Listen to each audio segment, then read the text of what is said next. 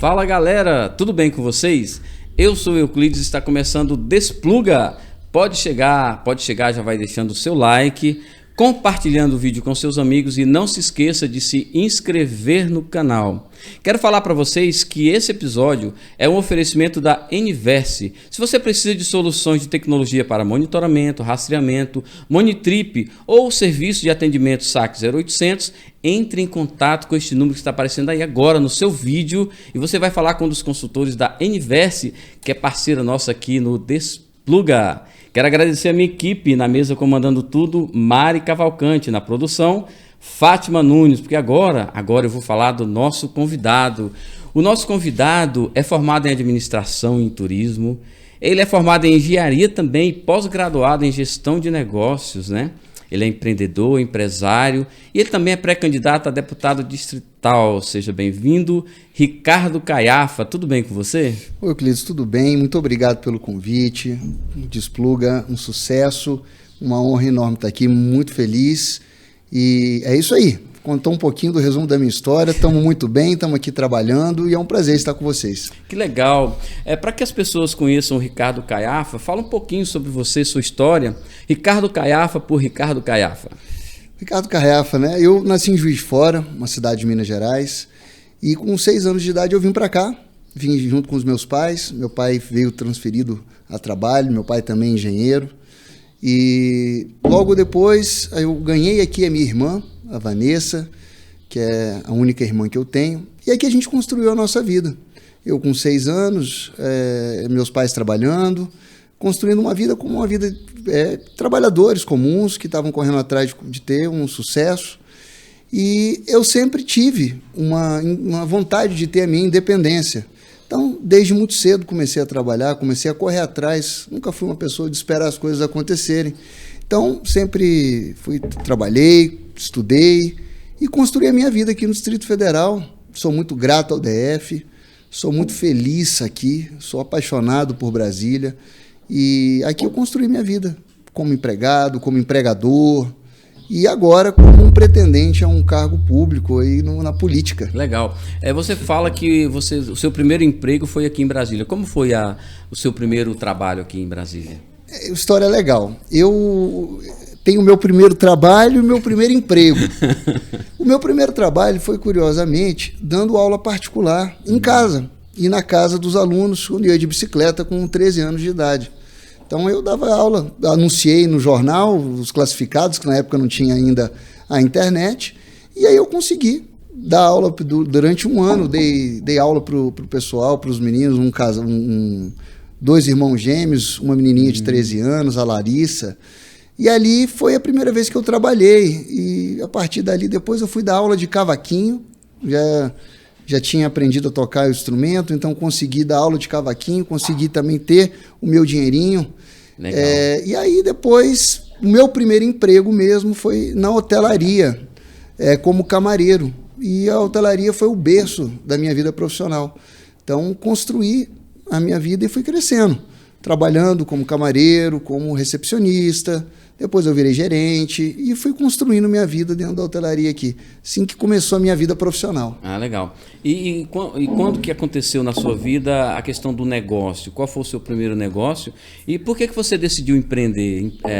Empreendedorismo estava na sua veia? Como que foi a sua história com o empreendedorismo? Seria, na minha cabeça, muito claro que esse iria ser o meu caminho, por conta das minhas características, das minhas ambições, da minha personalidade. Seria um caminho inevitável para mim empreender. Não é fácil a gente empreender no Brasil, é um país que dificulta a vida dessas pessoas, que infelizmente ainda assim tem melhorado, mas ainda é difícil. E com 24 anos, eu já tinha 6 anos de hotelaria, já tinha pegado uma bagagem muito grande, aprendido muito com grandes profissionais dentro da hotelaria e resolvi abrir minha primeira empresa. Ela chamava R7, R de Ricardo e 7 de abril, o dia que eu nasci. E era uma empresa para fazer transporte executivo de passageiro e uma empresa que faria eventos corporativos também, até porque eu trouxe isso da hotelaria, da minha primeira profissão. E é curioso, a ideia seria a R7 Transportes e Eventos. Uhum. E o carro-chefe seria realmente o transporte executivo de passageiro. Mas assim, dentro de Brasília, você... Só dentro de Brasília. Dentro de Brasília. E você iria para, tipo, Pirinópolis ou não? Era só... Seria o que acontece? A ingenuidade do empreendedor de primeira viagem que estudou a legislação e viu que a legislação permitia que carros executivos fizessem transporte de passageiro, que era um serviço equivalente, vamos dizer assim, ao que o Uber faz hoje. Né? Só que eu tinha 24 anos e eu esqueci que tinha os taxistas no meio desse caminho. Então, a minha vida de empreendedor no transporte executivo durou um dia. E meu motorista me ligou no final do dia e falou: estou indo embora, acabei de receber um monte de ameaça e o teu carro já tomou 3, 4 pedradas. Sugiro que você não continue. E realmente eu vi, não tinha condições de eu enfrentar essa guerra naquele momento era uma sozinho. Estrutura, né? É uma estrutura forte. Né? O que o transporte por aplicativo eles tiveram que enfrentar e tiveram dificuldade, imagina eu com 24 anos sozinho. Não tinha condição. Mas eu tinha ainda os eventos corporativos. Então, eu segui a minha vida de empreendedor, não desisti, não desanimei e foquei em trabalhar com os eventos. Então, eu tinha já uma carteira de cliente que eu trabalhava como gerente regional de vendas da hotelaria e aquilo ali foi um trampolim para a empresa crescer e ali foi a minha primeira empresa. Eu tive outras empresas posteriormente, mas essa ela até foi marcante porque foi a primeira experiência onde eu tomei as primeiras pancadas aí da vida. Então, você continuou empreendendo nesse ramo ou você mudou de ramo? Porque você estava vindo da área da hotelaria, né? Isso, não, mudei. Aí, quando eu juntei meu primeiro dinheirinho, eu consegui fazer alguns eventos. Eu tinha um sonho de ter uma franquia de fast food. Eu achava incrível aquela história das pessoas fazendo fila para te pagar antecipado antes de você entregar o produto. Na teoria é bonito. Na prática, a vida te bate. E não é bem assim. Então, foi uma experiência terrível. Foi muito difícil conseguir tocar aquele restaurante. Uma franquia de fast food dentro de um shopping aqui em Brasília. E, bem, foi um ano muito difícil, onde eu aprendi muito, mas aprendi na dor. Foi muita pancada conseguir administrar aquilo ali. E aí, depois que eu passei a fase do restaurante, consegui vender esse restaurante, eu era formado em administração, ainda não tinha expectativa ou ideia, nem vontade de estudar engenharia. Eu estava com meu pai, na sala com meu pai engenheiro, tinha uma empresa de obra, tem ainda uma empresa de obra. E aí ele recebeu uma ligação de um pessoal querendo que fizesse manutenção. E meu pai falou do lado: não, eu não faço manutenção, vou te dar o telefone de alguém que faça. E eu do lado, eu escutei meu pai falando isso, eu falei: pai, mas vem cá, esse mercado de manutenção, eu não gosto, eu gosto de obra. Aí eu falei: vou abrir uma empresa de manutenção. E foi aí realmente, eu abri a empresa de manutenção, que era uma empresa que inicialmente ela fazia serviços bem pequenos, de manutenção de ar-condicionado, manutenções em residências. E a empresa foi crescendo, De manutenção de ar-condicionado, nós começamos a fazer a manutenção predial, então de edificações maiores. Aí eu comecei a estudar engenharia, eu vi a necessidade de eu ter o título, porque dentro da engenharia isso é importante, e não só tecnicamente, mas do ponto de vista de relacionamento é importante. Então, paralelo ao crescimento da empresa, eu fui estudar engenharia, me formei em engenharia elétrica, e a empresa foi crescendo. De uma empresa de engenharia, ela virou uma empresa de serviços, então uma terceirizadora, uma empresa que estava vendendo serviços principalmente para o governo. Eu aprendi a vender os serviços para o governo, me preparei para isso. E a empresa virou uma das maiores empresas do Distrito Federal, uma das maiores empregadoras, uma das maiores pagadoras de impostos aqui do Distrito Federal. E aí essa foi a maior experiência que eu tive. E no meio desse caminho, em 2018, né, nós tivemos, do período das eleições, um movimento aqui no Brasil, um movimento que mostrou que o país queria seguir um caminho diferente, que ele não estava satisfeito com aquilo ali. E aquilo me chamou a atenção e me despertou. Falei: olha, eu achei que eu fazia parte de uma minoria aqui no país. E com o que aconteceu em 2018, eu vi que não. Eu fazia parte de uma maioria e que estava sendo silenciada por uma minoria que fazia muito barulho. E eu falei: me cabe lá dentro. Vou para a política. Então, foi exatamente assim. E eu tomei essa decisão e em 2020 eu vendi a minha empresa e de 2021 para cá eu venho trabalhando, construindo, tijolo a tijolo, esse meu caminho dentro da política. Você se considera mais conservador ou mais progressista? Mais conservador não, totalmente conservador. O que é o conservadorismo na sua concepção? Olha, o conceito de um conservador aqui no Brasil, ele sempre existiu, sempre foi predominante, mas as pessoas nunca entenderam, nunca conversaram sobre isso. Então, com esse movimento de 2018 para cá, as pessoas foram entender que, olha, a maioria das pessoas, elas defendem a família, elas prezam pela família. A maioria das pessoas aqui são cristãos, o brasileiro é cristão, em sua imensa maioria. O brasileiro, ele sempre foi a favor e defendeu as liberdades individuais e coletivas. Então, de uma forma geral, dos conceitos essenciais, o brasileiro ele sempre foi conservador. O conservadorismo né? está muito ligado à religião. Aí você diz assim, sim ou não, mas mesmo assim eu tenho uma religião. O que você acha disso? Eu acho que são conceitos que andam lado a lado, sim. E eu tenho uma religião, sou católico, tive uma formação católica, incentivada e construída pela minha mãe, e as minhas duas avós, que são 3 católicas fervorosas, e sempre me ajudaram a seguir esse caminho do catolicismo, da Igreja de Deus. E acho que sim, que um conservador ele precisa acreditar em Deus e ter Deus como um objetivo para estar do lado dos seus atos e dos seus movimentos. Legal. Você está construindo sua candidatura, você é pré-candidato a deputado distrital. Você tem família, tem filhos. Como é porque assim, é uma tarefa desgastante, né? Você acaba que você deixa um pouco a sua família porque tem muita coisa que você tem que correr atrás. Você tem o apoio da sua família para essa empreitada? Euclides, eu estou aprendendo muita coisa nessa jornada, muita. Uma delas que eu estou aprendendo é que a renúncia é muito maior do que eu imaginava.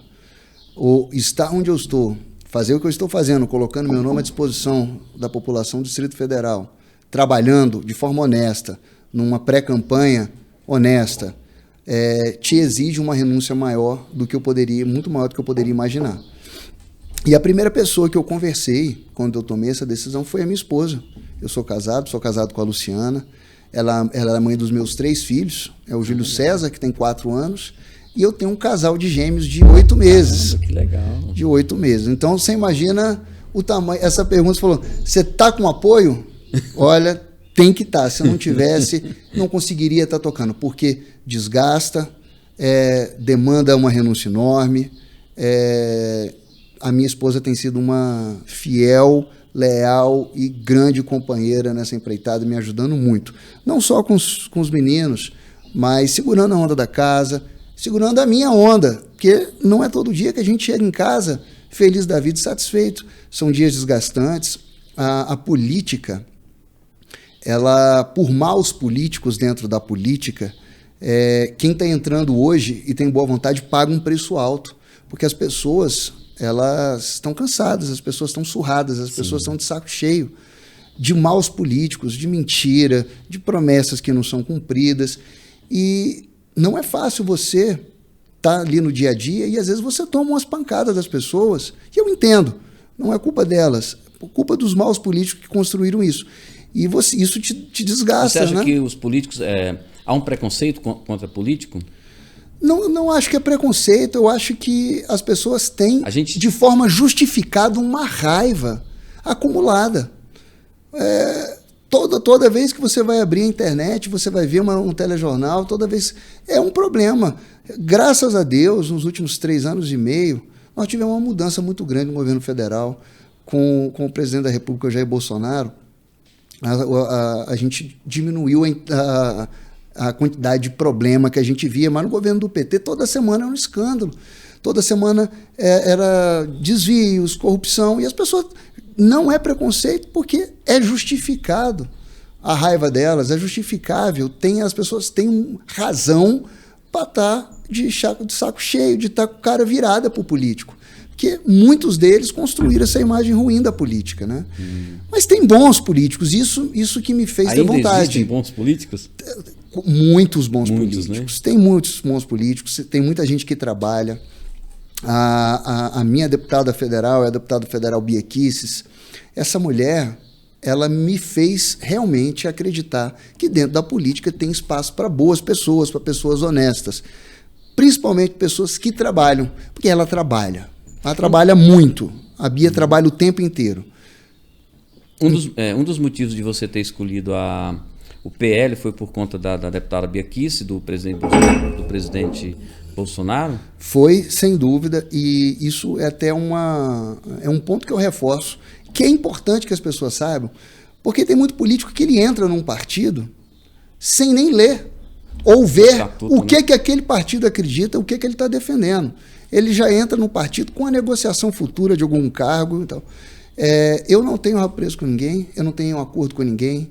Eu entrei e defendo o que exatamente eu acredito. Por isso eu estou no PL, porque eu acredito no presidente da República, porque eu acredito na Bia Kicis, porque eu acredito na Flávia Arruda, porque eu acredito no ex-governador Arruda. São pessoas que estão ali no PL e que fazem um bom trabalho pelo Distrito Federal. Legal, legal. A deputada Bia Kicis é uma das incentivadoras da sua candidatura? Sem dúvida nenhuma. Ela é a principal incentivadora. Ela é a deputada federal que me ensinou muita coisa que eu sei hoje, que eu estou conseguindo passar para as pessoas, foi dela. E mais do que ensinamento, a Bia me foi uma inspiração. Então, eu me inspirei em ver uma mulher que trabalha como ela trabalha, que faz render o dinheiro do contribuinte, como ela faz render muito bem. Então, é sim uma inspiração para mim. Você defende uma bandeira, pelo menos eu dei uma olhada no seu perfil, e você fala sobre os terceirizados. Exato. Em Brasília é uma força muito grande, né, de trabalhadores, hoje cerca de 300 mil, se não me engano. O que você pretende fazer para essa categoria? Sim, caso chegue lá, né? Isso. Eu sempre estive do lado terceirizado, ou como um terceirizado empregado da hotelaria, como camareiro, ou como terceirizador. Então, eu sempre estive do lado deles e sempre vou estar, independente de onde eu estiver. O trabalhador terceirizado é ele que faz as coisas acontecerem, essa é a grande realidade. Quem acorda às 6 horas da manhã para poder limpar a mesa do servidor público, para ele chegar e conseguir trabalhar e prestar um serviço para nós, é o terceirizado. Quem acorda às 6 horas da manhã para trocar a lâmpada, para poder a sociedade ter um atendimento público, é o terceirizado. Quem coloca, né, o peito na frente para tomar um tiro e defender a vida do servidor e da sociedade é o vigilante também terceirizado. Então, é uma classe que, principalmente no Distrito Federal, é importantíssima. Você acha que ela é desvalorizada? Totalmente desvalorizada. É lamentável. A gente tem ainda em 2022 assédio a terceirizados. Eu tive recentemente na minha empresa recepcionista que foi convidada para ir para um motel por um fiscal de um contrato e sabendo que aquele fiscal ele tem o poder unilateral, uma prerrogativa de devolver aquela prestadora de serviço, aquela terceirizada para a empresa, a hora que ele quiser, sem justificativa prévia, coloca ele numa posição que ele acha que ele pode ter o direito de fazer isso. E nesse caso especificamente, a mulher, obviamente, ela não aceitou o convite, foi devolvida pelo fiscal, mas ela me procurou. Ainda bem que ela fez isso, porque nós fizemos um barulho enorme, ela voltou para o posto dela, o fiscal perdeu a função que ele tinha, inclusive foi mudado de lugar. Então, existe muita assédio e até mesmo desvalorização, um desnível enorme entre salário de um servidor e salário de um terceirizado que, em algumas situações, fazem serviços equivalentes. Em alguns institutos, algumas empresas públicas, o terceirizado ele não faz serviços equivalentes, ele faz o serviço integral do servidor, que tem um salário 3, 4, 5, 6 vezes maior do que o terceirizado. Então, sim, é uma bandeira, uma classe que eu vou defender. A gente tem inúmeros projetos para diversas categorias dentro da classe de terceirizados e não tenha dúvida que eles podem contar comigo sim para poder ser um cara que vai defendê-los. Você acha que a terceirização ela é o futuro, que realmente a gente vai caminhar para um serviço público mais enxuto e mais terceirizado? Quais as vantagens você diria que tem para o serviço terceirizado, tanto para o Estado quanto para o terceirizado e para o empregador? Isso dentro até da essência de um conceito de um conservador, onde ele tem uma visão da economia liberal, uma economia livre, e quanto menos governo, melhor. E é de fato um pensamento que eu tenho. Onde o Estado mete a mão, você tem problema. Onde o Estado tenta ajudar, ele atrapalha. E esses dias, no lançamento da pré-candidatura do nosso presidente da República à reeleição, ele falou, e é o que eu acredito, só do Estado não atrapalhar, ele não precisa ajudar não, em muitos casos é só ele não atrapalhar que as coisas andam muito bem, e é verdade. Então a terceirização, não só a terceirização de mão de obra, mas de serviços em si, acho que é uma alternativa extraordinária, porque eu tiro cada vez mais o Estado, a gente coloca a atividade, a iniciativa privada para executar aquela atividade fim, que ela está preparada para fazer aquilo, a gente desburocratiza o processo do mecanismo da gestão pública e a gente gera empregos, né? E diminui o custo do Estado. Então, eu acho que é um caminho onde a gente só tende a ganhar. O que precisa hoje melhorar no serviço de terceirização para a qualidade de vida do terceirizado ser melhor? Olha, a pergunta é ótima. Quando eu falo que eu defendo os terceirizados, eu não digo não só exclusivamente em questão de benefícios, remuneração, mas a qualidade de vida profissional deles mesmo. Então, a gente precisa criar alguns cenários, atos administrativos, que deem para o terceirizado uma estabilidade maior profissional e que eles não sejam tratados como peça dentro de um tabuleiro, onde tanto a empresa quanto o fiscal tratem eles como um objeto e usem ele ou politicamente, ou para poder usar aquele cargo dele para empregar um parente, e desconsidera todo o histórico de trabalho que aquela pessoa tem naquele posto de trabalho. Então, eu acho que isso não tem a ver nem com remuneração, é a qualidade de vida profissional dele. Sim. Outra coisa que você defende é a questão do porte de arma. Podemos entrar nesse assunto? Com certeza, falo com propriedade. Por que você é pró-arma? Eu sou pró-arma literalmente, até porque o Pró-Armas é um grupo que defende o armamento civil mais organizado que tem dentro da direita no Brasil. E eu sou, inclusive, o pré-candidato oficial do Pró-Armas aqui no Distrito Federal. E eu sempre acreditei, sempre entendi que a sociedade armada ela é um grande aliado da segurança pública. Você não vê problema de crimes, homicídios com armas registradas. Isso aí é exceção da exceção da exceção da exceção. Então, obviamente que tem que ter uma série de critérios objetivos. O cidadão cumprindo aqueles critérios, eu defendo que, pelo menos, ele tenha liberdade de escolher como que ele quer defender a sua vida e a sua família. E é simples assim. Defendo a liberdade das pessoas, defendo, inclusive, dele escolher como que ele quer se defender. Então, desde que ele cumpra os critérios, óbvios. Como começou essa sua ligação com o grupo Pró-Armas? O Brasil, há muito tempo, ele tem uma classe que são os CACs. Os caçadores, os atiradores e os colecionadores. São os atiradores esportivos. Essa classe, ela cresceu 400%, 500% nos últimos 3 anos, depois do presidente da República. E eu já sou CAC desde 2016. Tem muitos anos que eu sou um atirador esportivo, praticante, treino, participo de competições e gosto muito do meio. E entrar no Pró-Armas foi uma questão de convergência de entendimentos e pensamentos.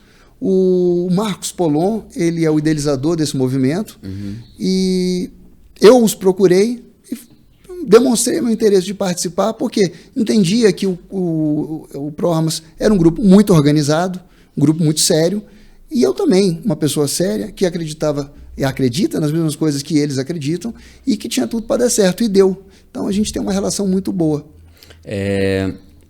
A questão que todo mundo fala com relação a armas é a questão da violência. Alguns defendem que o armamento da população aumenta a violência. Qual que é a sua visão sobre essa questão do aumento da violência? Ela está ligada diretamente às armas legais ou não? Eu defendo o fato. O fato é que o armamento civil cresceu 400% nos últimos 3 anos e a nossa taxa de homicídio é menor em 50 anos. Então, nunca aconteceu essa desproporção tão grande no país. E isso é resultado, acho que sim. Não tenho dúvida que um criminoso, se ele tiver no mínimo a dúvida de que aquele cidadão ele vai estar portando uma arma de fogo, ele vai pensar 2 vezes. Então, quantas invasões da área rural nós tínhamos há 4, 5, 6 anos atrás? Sabe quantas nós tivemos agora no passado recente? 4. Hoje, o criminoso, ele sabe que aquele proprietário rural, ele vai estar esperando ele, não com a xícara de café. E ele vai pensar 2 vezes antes de chegar lá. Então, eu acredito em número, em fato. E o fato é esse. Menor taxa de homicídio de 50 anos, 400% de crescimento do armamento civil. O caminho é esse mesmo. E você vê aumento de crimes aumento do número de crimes com armas registradas. Significante, não tem. O presidente da República, você acha que ele é um democrata?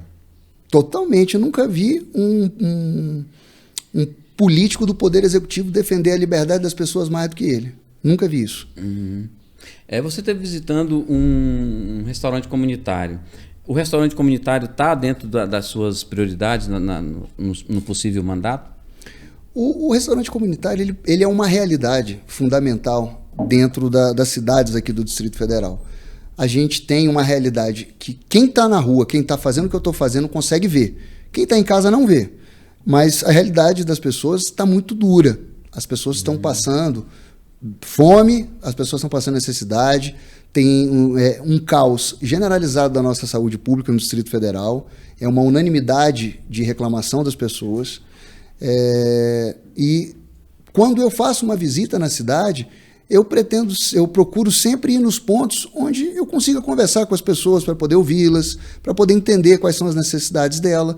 E os restaurantes comunitários, eles são um ponto estratégico que eu consigo conversar com mais pessoas e ouvir, aprender e tentar me preparar melhor para, chegando lá, conseguir fazer um bom trabalho. Como foi a sua experiência lá?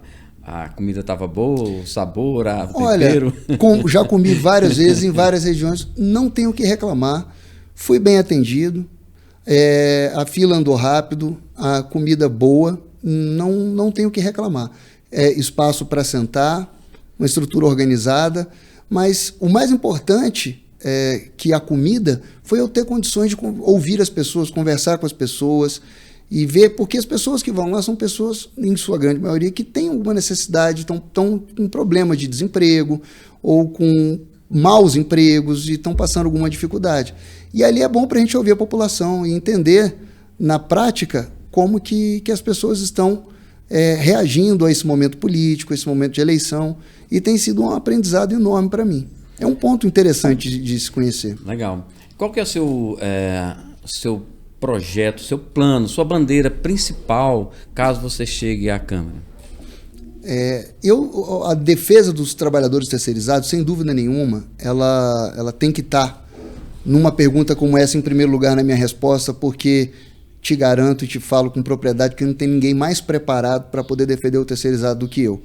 E não tem ninguém com um projeto melhor do que o meu para o terceirizado, até porque é importante que quem defenda essa bandeira tenha uma posição isenta, no sentido de não ter uma empresa de terceirização e nem ser um terceirizado, para poder buscar justamente o equilíbrio e você não tender para nenhum dos dois lados. Então, eu estou nessa posição hoje, uma posição imparcial, isenta, e tenho sim essa bandeira, prioridade do meu projeto é esse. Agora, nós temos muito trabalho a fazer. O Distrito Federal tem muitos problemas hoje. Tem cidades com problemas terríveis de transporte público. A saúde ela é um problema em todas as cidades. Então, tem muita coisa para fazer. E eu tenho muita disposição para trabalhar. Então, acho que é um bom casamento. Falando em GDF, qual é o seu palpite para as próximas eleições para o governo do Distrito Federal? Rapaz, essa pergunta é uma boa pergunta. E eu vou fazer o seguinte, eu vou deixar para responder ela um pouquinho mais para frente. Nós temos agora aí a convenção do partido, que é domingo, depois de amanhã. E aí a gente espera um pouquinho. Vamos esperar ver como é que o cenário vai ficar. Mas... O seu partido tá engajado em algum nome? Olha, o governador Arruda, ele foi cogitado para poder ocupar essa posição pelo PL disputar, mas hoje se tem um entendimento de que ele sairia para deputado federal. Mas eu acho que isso ainda imagino que esteja sendo tramitado lá dentro, eles devem estar conversando sobre isso. Eu estou focado na minha campanha na rua, então não sei muito bem o que vai acontecer. Mas eu sei que eu e a deputada Bia Kicis vamos dar as mãos e desbravar essa cidade durante os últimos 45 dias de campanha, com muita força e muito trabalho. Você avalia que o governador Ibanez fez um bom trabalho? Eu acho que o Ibanez, ele veio de 8 anos de governos muito ruins. 4 do PT e 4 do PSB. 2 partidos, curiosamente, de esquerda. E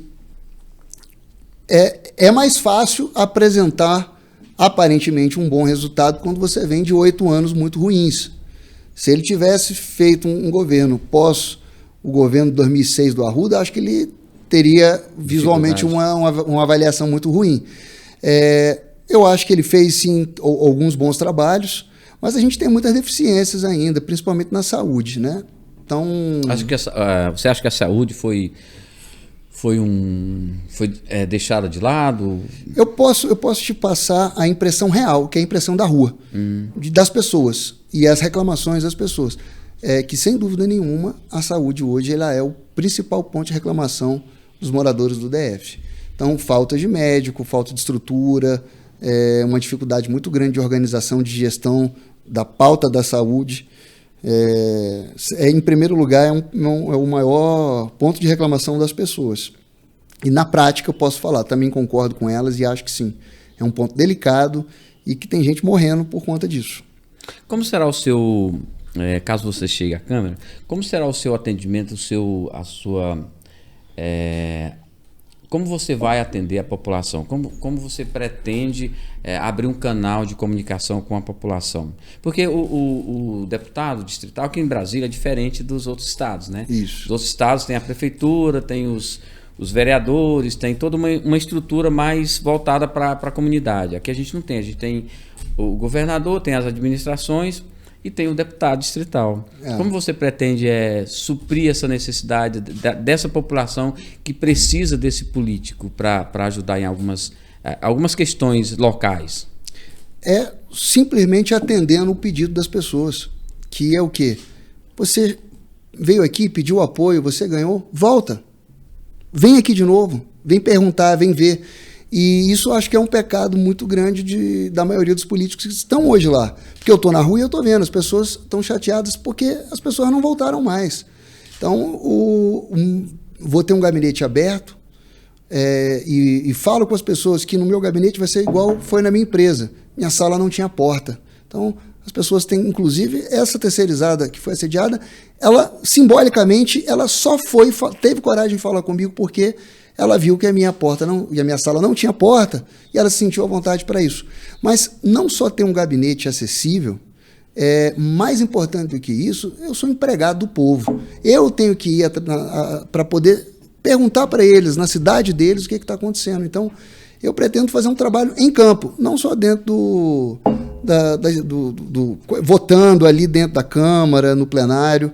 Então, o trabalho é esse. O que acontece na maioria das vezes, assim, é que o deputado fica quase que inalcançável. Assim como o administrador regional também. Você precisa falar com ele, uma burocracia muito grande, né? Você pretende ter um canal de comunicação com a população? Com certeza. Eu até entendo que hoje, no trabalho que eu estou fazendo, às vezes as pessoas tentam falar com a gente durante o dia a dia E, por exemplo, hoje nós tivemos algumas reuniões já de manhã, vamos ter outras à tarde. Então, às vezes, a gente não consegue diretamente dar resposta dentro de um tempo razoável para as pessoas. Mas por isso que é a importância de se ter um gabinete que não tenha rachadinha, onde a pessoa que esteja lá receba aquele salário que vai fazer com que ela trabalhe bem. E você tem um bom gabinete, uma estrutura de trabalho que vai poder atender as pessoas, porque o parlamentar em si ele não consegue atender diretamente todo mundo, porque são 3 milhões de habitantes, não tem como. Então, mas se ele tiver um gabinete bem montado com pessoas eficientes, que vão trabalhar bem, a gente consegue atender as pessoas.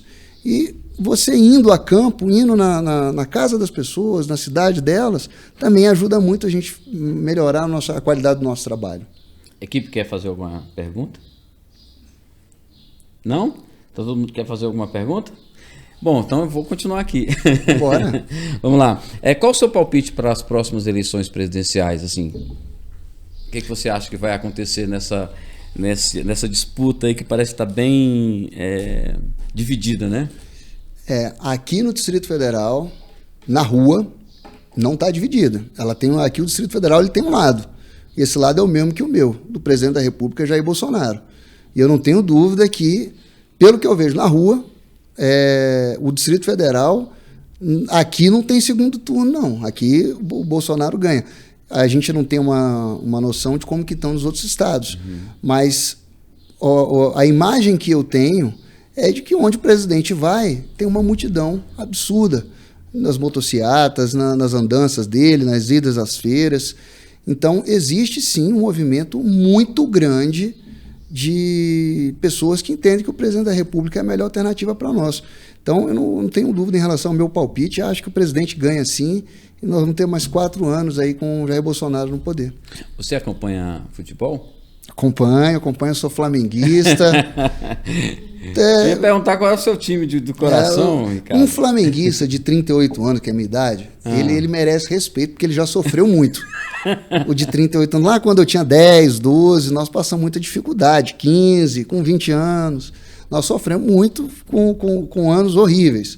Mas até de 2019 para cá a gente não pode reclamar muito. Estamos sempre bem ali. 2019 foi imbatível, né? Foi. Eu tava com saudade do meu velhinho lá, o Jorge Jesus, mas agora com o Dorimestre, né? O Dorival Júnior entrou aí, eu até não tô nem mais sentindo saudade dele, tá? Tô feliz.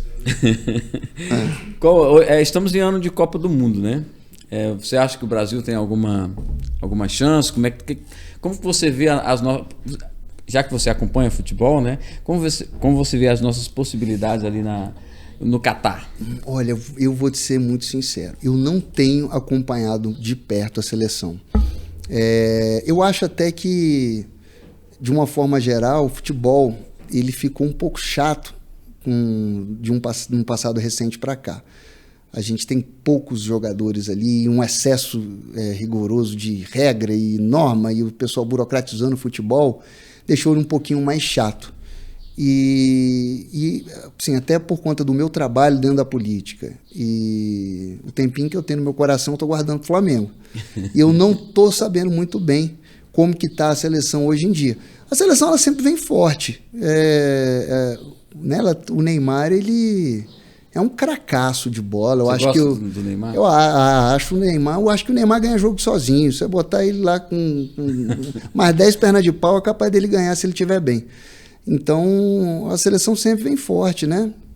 Então, a expectativa... Eu gosto de Copa do Mundo, gosto do clima de Copa do Mundo, apesar de não estar acompanhando agora, mas quem sabe a gente não vê a Copa do Mundo depois de 2 de outubro, feliz com uma realização lá. Vai ser a Copa do Mundo bem feliz para nós. Vai ser. Ainda mais ganhando, imagina que coisa boa. Vai ser um bom final de 2022, né? Legal. Ricardo Caiava, quero te agradecer por ter vindo aqui no programa. Foi muito, muito legal, foi um papo bacana. Eu espero que quando eu torço para que você obtenha êxito na sua campanha e você ganhando, tendo êxito, volte aqui, conte os seus projetos, fale dos seus planos, o que você pretende fazer lá como deputado distrital. Vou torcer para você e quero deixar a nossa câmera aqui para você fazer as suas considerações. Euclides, muito obrigado pelo carinho, obrigado pela atenção. O papo, a gente ficava aqui mais umas 4 horas, tão gostoso que está o papo. Mas agora para vocês que acompanham o canal, eu quero deixar aí o meu agradecimento e as minhas palavras de que eu estou trabalhando muito. Então, se nessa pré-campanha, por acaso, eu conseguir um espacinho no coração de vocês para poder me ver como uma pessoa que tem condições de te representar na política, eu quero prestar conta para vocês antecipadamente de que eu estou trabalhando muito. E eu estou fazendo valer com muita sola de sapato, com muito suor, toda a confiança que as pessoas têm depositado em mim no meu projeto. Então, é uma mensagem de agradecimento mesmo. Muito obrigado.